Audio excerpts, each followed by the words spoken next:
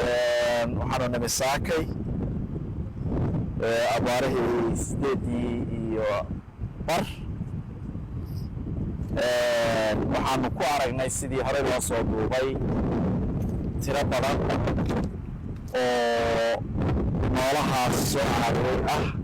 noolaha badda ee soo caariyey oo ku teedsan saaxad dhan 1 kilomitir iyo bar waxaanuna ka tirinay 100 iyo wax dheer waxaanu halka ku joognaa sidii aan xalay idiin sheegnay aqoon-yahanadii badda u lahaa khibradda oo cilmiga badda bartay iyo aqoon-yahanadii bartay sayniska iyo baarista waxyaalaha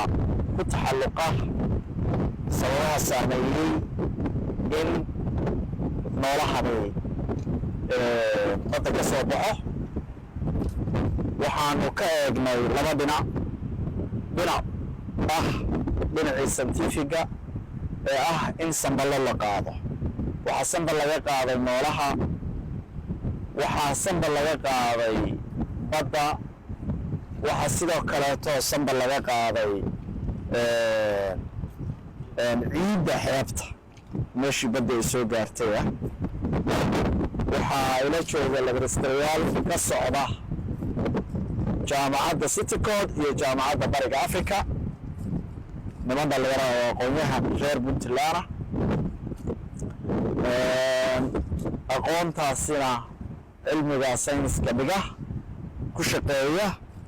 khibradna u leh oo isugu jira laboratoriyaal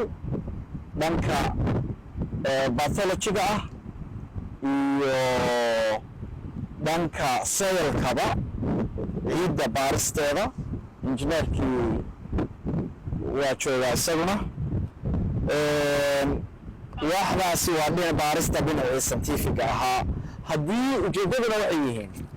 waxa uu cunay oo laga yaabo inuu ku xanuusto ama xanuunada ku dhacay in la fiiriyo ciidda haddii waxyaalo suma ay jiraan oo badda ka dhacay ama gaas ama oil ama uxuun inuu laga ogaado biyaha laga ogaado ciidda noolahana wixii ku siyaadada ahaa iyadana la ogaado oo sababaha uu u dhintay ama u wareeray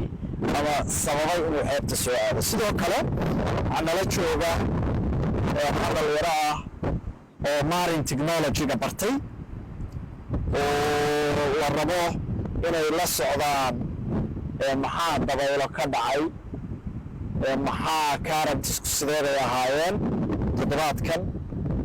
qabowga baddu sideeday ahayd wax isbedela oo cimilada oo degdega miyaa jiray oo ay kaga duwanayd wakhtiyadii kale oo sababi kale inay soo baxaan sidoo kale waxaa nala jooga macallimiintii macadka kalluumaysiga khuburo wakti dheer ka shaqeynaya badda iyo kalluunka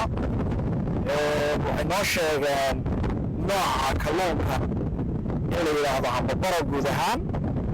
gaar ahaana nooc ka mida oo la yidhaahdo baraxume habdhaqankiisa iyo duruufiisa ayay ka sheekeeyeen waxaan ku soo koobayaa arrintan iyo sababaheedu intii aqoonta u lahayd ama khibradda u lahayd way joogtaa dhan kasta oo dhan science iyo dhan khibradeed iyo dhan aqooneed iyo dhan camal intaba way joogaan wixii sababay waxaan rabnaa inaan wax ka baranno way dhacday waa meyd baddi kuma celin karno waxaan rabnaa marka laba arrimood inay na farto oo aynu ka baranno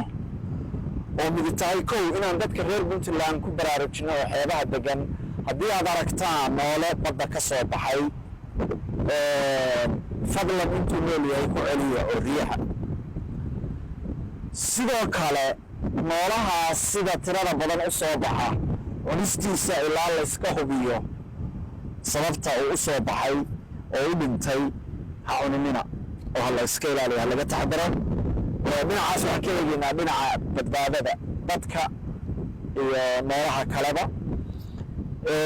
waxaan ku soo gabagabeynayaa ma rabno inaan ka hordegno waxa sababtu tahay waxaa sidoo kale nala joogay noo yimi gudoomiyihii gobolka uu ku mahadsan yahay isaguna kormeerkan iyo arrintan qayb ka ahaa waxaan sidoo kale u mahad celinayaa wasaaradda deegaanka iyo isbeddelka cimilada oo barnaamijkan qayb ka ah gudoomiyaha waxaan u mahad celinayaa jaamacadda bariga africa iyo aqoon-yahanada ka socda waxaan u mahad celinayaa jaamacadda citycod iyo aqoon-yahanada ka socda waxaan u mahad celinayaa khubarada kalluumaysiga ee wasaaradda iyo macadka kalluumaysiga reer puntland waxay sugtaan oo aad ka sugtaan aqoon-yahankiinaan waa wixii sababay iyo sidii loola macaamili lahaa haddii ay tan oo kale dhacdo waktiga mustaqbalka ee soo socda waxaan ka codsanayaa gaarsiinaynaana insha allah dowladda hoose gudoomiyuhu uu nala qaatay in sidii loo ururin lahaa iyo wasaaradda environmentiga sidii loo ururin lahaa meel loogu ururin lahaa loona gubi lahaa